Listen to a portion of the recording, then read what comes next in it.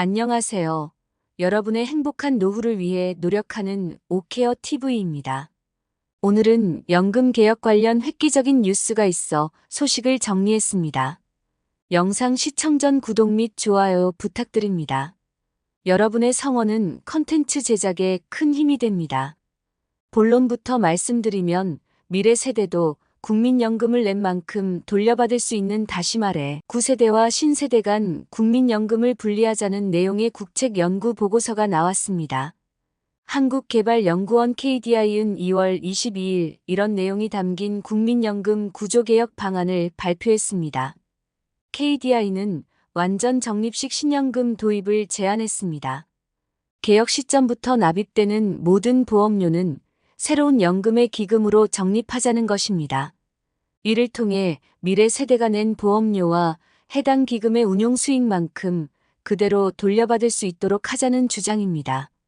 반면 개혁 시점 이전에 납입한 보험료는 구연금으로 분리해 지금과 같이 기대 수익비 1 이상의 연금을 지급하는 것입니다.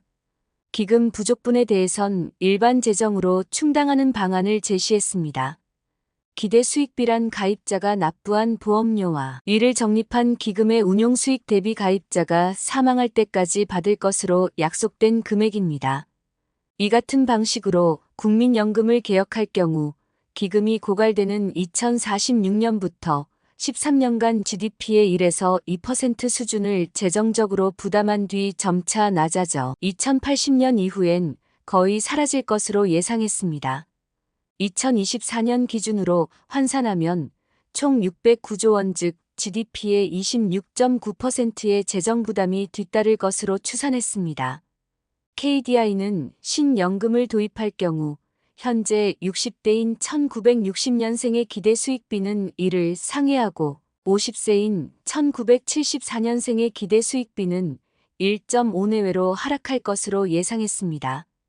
반면 이제 노동시장에 진입하는 2006년생 이후 세대의 기대 수익비는 1로 안정될 것으로 예측했습니다. KDI의 1988년 1월에 시작된 한국의 국민연금 제도는 도입 초기 소득 대체율은 70%로 설정했지만 보험료는 소득의 3%만 부과해 근본적으로 지속 가능하지 못했다는 점을 지적했습니다. 다시 말해 이전 정부들이 민심 자극을 우려해 보험료를 인상해야 할 골든 타임 시기를 몇 차례 놓친 것입니다. 또한 저출산 고령화 현상이 심화하면서 문제가 커졌습니다.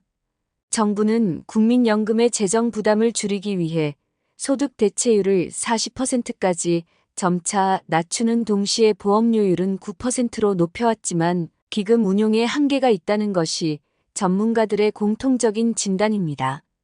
현행 국민연금 제도에서 적립기금은 2039년 1972조 원까지 늘어난 뒤 점차 감소해 2054년엔 소진될 것으로 예측되었습니다. KDI는 일각에선 보험료율을 높여 미래 세대 부담을 줄이자는 해법이 제시되고 있지만 세대 간 형평성 문제가 여전히 남아있다고 지적했습니다. 소득 대체율이 그대로인 만큼 미래 세대로선 납부한 보험료에 비해 연금이 적다고 불만을 가질 수밖에 없다는 것입니다. 지금까지 말씀드린 내용은 국민연금 개혁 관련 사항이었습니다. 추가로 이번 연금개혁 의제에는 기초연금에 대해서도 구조개혁 대상에 포함됩니다. 윤석열 대통령은 대선 당시 기초연금 40만 원으로 인상을 공약했지만 구체적인 시기 및 방향은 제시하지 않았습니다. 다만 조규홍 보건복지부 장관은 23년 11월 기초연금과 국민연금은 같이 봐야 한다면서 모수개혁과 구조개혁을 함께 다뤄야 한다고 했습니다. 기초연금 제도는 10년이 지나면서 문제점이 노출되고 있습니다. 심각한 노인 빈곤 완화에는 도움이 됐지만 65세가 되어 새롭게 노인이 되는 사람들이 과거보다 자산을 많이 보유하고 있고 국민연금 수급자도 많아 소득 수준이 높아지고 있다는 점이 주로 지적을 받고 있습니다. 이 때문에 소득 하위 70%를 가르는 소득 인정액이 크게 높아졌습니다.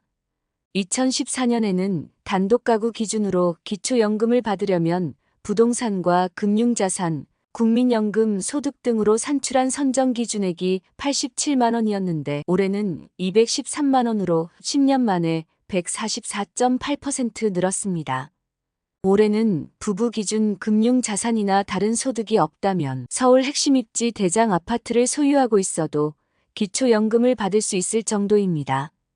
또 소득 인정액을 산출할 때 적용하는 고급 자동차 중 배기량 기준도 폐지돼 3천 이상 차량을 소유한 노인도 기초연금을 받을 수 있습니다. 고령화가 진행되며 노인 인구는 늘어나고 기초연금액은 물가 상승률이 반영되어 매년 오릅니다. 기초연금액이 오르면서 수십 년간 보험료를 납부한 국민연금 가입자가 역차별을 받는다는 지적도 나옵니다. 국회 예산정책처 지난해 9월 펴낸 보고서에서 국민연금 수급자의 가장 큰 비중을 차지하는 20년 미만 가입자들의 평균 수급액과 기초연금, 기준연금액의 격차는 지속 감소하고 있다고 했습니다. 얼마 전 설문조사에서 기초연금 수급액이 현재와 같이 지속 상승된다면 국민연금 보험료 납부를 하지 않을 것이다라는 의견이 33%에 달했습니다. 이에 예산정책처는 재정이 부담 수준을 고려해 기초연금 수급자 범위를 조정할 필요가 있다는 의견을 제시했습니다. 현재 노인 인구 70%를 유지하면 정부 지원 필요성이 상대적으로 적은 노인들에게도 기초연금이 지급될 수 있으므로 기준 중위소득 일정 수준 이하 등으로 대상자를 변경해야 한다는 주장입니다. 공론화 과정을 거쳐야겠지만 정부가 생각하는 방향성은 예산은 늘어나지 않으면서 실제 지원이 필요한 대상 기준 금액을 높이는 방향이 될 것으로 예상됩니다. 이 부분도 조만간 국책연구소에서 변경 방향성이 조만간 제시될 것으로 보입니다. 반면 국민 대상 여론조사가 큰 변수가 될 것으로 보입니다. 보편적 노인 복지 및 기본소득의 차원에서의 광의한 지원에 대한 의견이 얼마나 나올지가 변수입니다. 국민 여론 수렴 과정을 거친다고 공표된 만큼 여론조사 시 여러 어르신분들의 적극적 의견 개진이 필요합니다. 한 줄 요약입니다. 연금개혁 관련 국책연구기관 보고서에는 국민연금을 현재 세대와 미래 세대로 나눠 운용하는 것을 제안했습니다. 신세대를 위한 새로운 연금인 신연금을 도입하고 이를 통해 미래 세대의 보험료와 수익을 보장합니다. 현재 기금 고갈이 우려되는 상황에서 새로운 연금 도입으로 재정적 부담을 2046년부터 점차적으로 줄일 수 있습니다. 이로 인해 현재 세대의 기대 수익비는 변동하게 되며 이로써 기존 국민연금 제도의 한계와 미래 세대의 형평성 문제 해결에 대한 고민이 담겨 있습니다. 연금개혁은 국민연금뿐만 아니라 기초연금과의 관계도 고려하며 최종 보고서를 작성하여 국회에 제출할 예정입니다.